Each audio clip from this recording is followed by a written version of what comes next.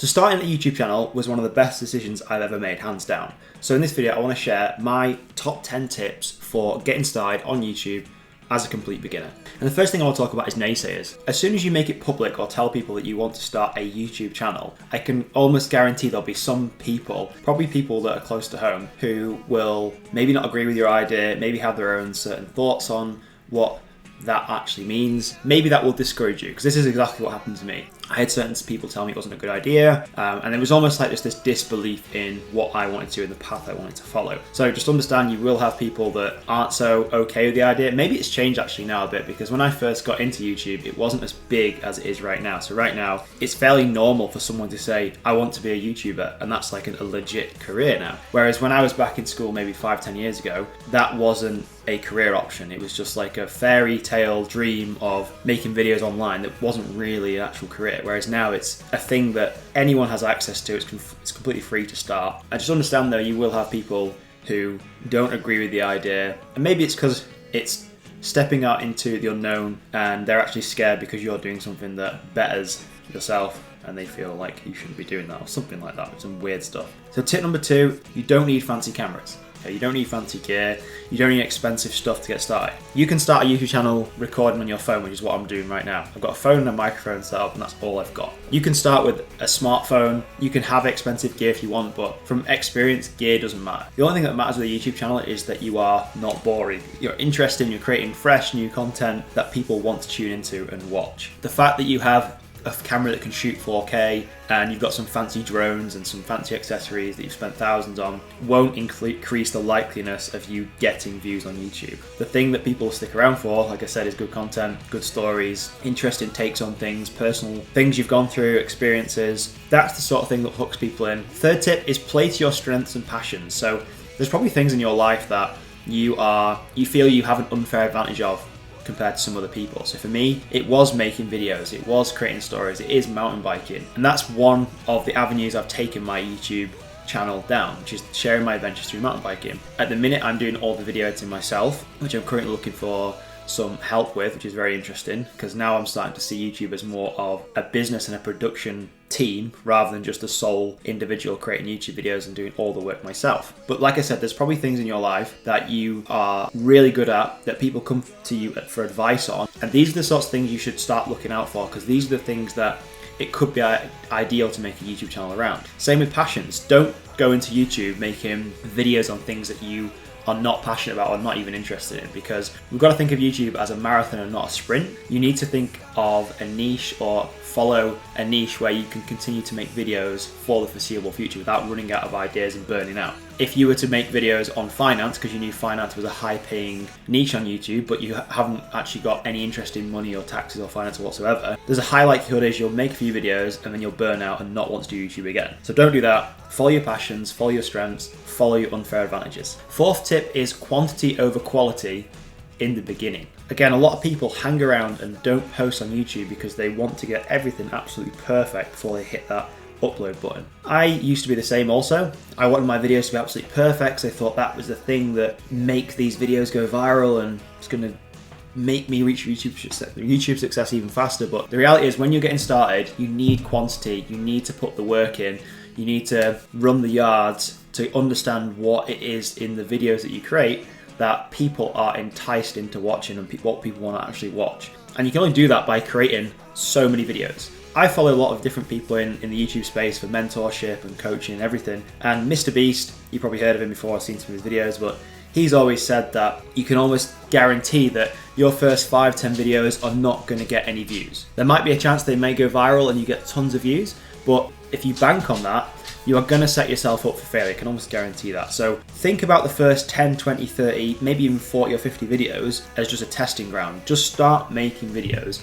and don't focus so much on getting them absolutely bang on and perfect. Just get them 70, 80% of the way there. As long as it tells a good story, it's interesting and cool, just share it, just keep sharing. And even if you are scared to share these videos in public, just get into the rhythm of making videos and sharing them. You could share them to an anonymous channel, you could share them privately, just to get over that hurdle of low confidence if you have that. I've never had that. I've always been fairly confident on camera and putting myself out there, even though I would class myself as somewhat of like an introvert. When it comes to YouTube videos, I'm perfectly fine with shooting a video like this and posting it online for the world to see, whereas some people are literally scared of doing that. That's like the deer in the headlight moment of like, I can't share a video of me talking because I look like an absolute idiot. Everyone goes through this feeling when they first start on YouTube, but you have to get over that hurdle, and I guarantee you and tell you with certainty, it disappears and fades the more videos you make. So put the yards in, think quantity over quality in the beginning, improve the quality as you start getting better at YouTube and understanding what your niche is. Fifth tip, and it kind of relates to the last tip we just talked about, is don't try and pick a very specific niche to start with, because you may pick a broad niche, say like mountain biking or cycling or travel, but then you may find after a while creating travel videos or adventure videos that there is something in that niche, within adventure, within travel, within cycling, that you really like, and it's something that your audience also really likes, and maybe you then go down that path of creating videos around that specific topic and explore that. Whereas if you pigeonhole yourself into a niche that is too specific at the start, I guarantee it will lead to somewhat burnout. You may struggle for ideas as well, which is not what you want with YouTube. A very specific niche could be a certain type of mountain biking. So maybe you only made downhill mountain biking videos or endurance cycling videos. They're still quite big topics, but for me, I personally would go with a much broader topic to start with and just create a range of videos on that niche. Don't get too tunnel visioned into a very specific niche to start with. You can explore that later on. The sixth tip is consistency and patience. So like I said, YouTube is a marathon, it's not a sprint. So you need to see this as a long-term project. It's not something that you are going to start and go viral on your first video or anything like that. There's a lot of friends that I've had who have started YouTube channels, thought it was easier than it was, got discouraged because their first few videos didn't get the views that they're seeing other people get, and then they just don't make any more videos. I feel I have put in the hard yards of YouTube to this point right now. I've probably been creating videos for the last 4 or 5 years consistently and just playing the long game, and over time my subscriber count has grown, my view count has grown, the actual quality of my video production has gone through the roof. If I look at my first videos compared to now, crazy difference, especially when it comes to the art of storytelling. I really like that, and finding interesting ideas that my audience actually wants to see. But that's only come down to patience and time in the game and having skin in the game. This all comes down to not getting discouraged by your first few videos, because I can almost guarantee they won't get the views that you're expecting. So don't focus on the view count, forget subscriber growth. That will all come as part of putting the quantity into the videos, making videos, sharing them, and just cracking on.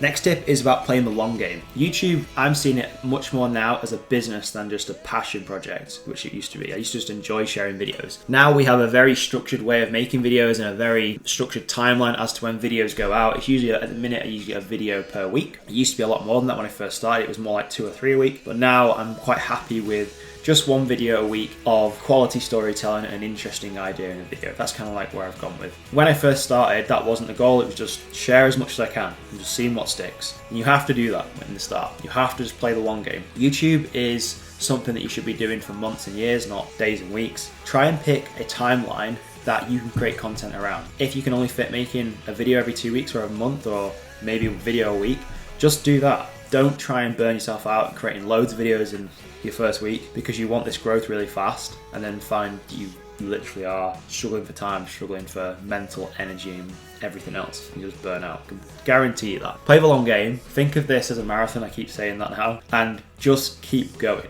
Okay, so my next tip is motivation. So a lot of people think that they need motivation to get started and make YouTube videos, whereas I find there's a different way to look at this, because people look for motivation to make a video or to upload a video to YouTube, whereas I'm saying if you take an action and you take that step of uploading the video to YouTube, you will get motivation from doing that. I mean, that is where the cycle starts, because then you'll have motivation to make your next video, and so on. The process just repeats and just keeps on going. Sure, you're gonna come up against like ebbs and flows, where some days you may not feel like making a video, but I feel that's a far better way of looking at things than trying to search for motivation and inspiration to make a video. Just take an action first. It could just be imperfect action, but just take a step forward, and then the next step, once you've stepped forward, will become illuminated, and then before you know it, you've uploaded a YouTube video and you're full of motivation to make your next one. Next tip is making selfless content versus selfish content. So when I first started making videos on YouTube, the videos were very much selfish. They were videos that I wanted to make. And obviously there is nothing wrong with making videos that make you happy, that is sharing your passions. But I'd also think about it as well in the beginning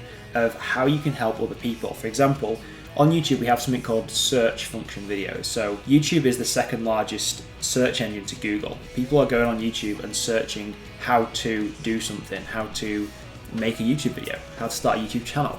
They're searching all these specific questions which you can make content for and answer those questions in a very specific way.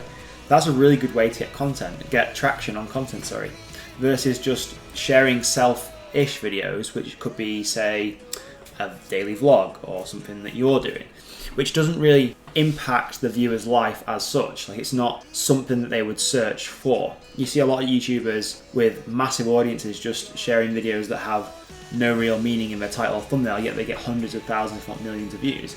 And the reason they can do that is because they have influence and growth and traction behind them. I'm not saying you can't do that, but the way I would think about it to start with is creating search-based videos and answering specific questions in your niche. Not only will that grow your channel faster, it's evergreen. So these videos are going to continue getting traction for months, if not years to come, helping you generate money on YouTube and to grow your channel as a whole. Final tip, and it's probably my favorite tip of all actually, every single video you make, the way that I like to think about things, especially in the beginning of starting any new channel, is look at ways that you can improve one thing every single video. And again, this loops back as well to motivation as well, because the more you do this, the better YouTube creator you become and the better videos you'll be able to create. What do I mean by how to make a better video? So if you post a video online for your first video, go back through it and watch it, analyze it, and just pick one thing out that you can make better. Maybe you could add better transitions, maybe you could have more B-roll footage to make things more interesting, maybe you could set two cameras up so you've got two different camera angles,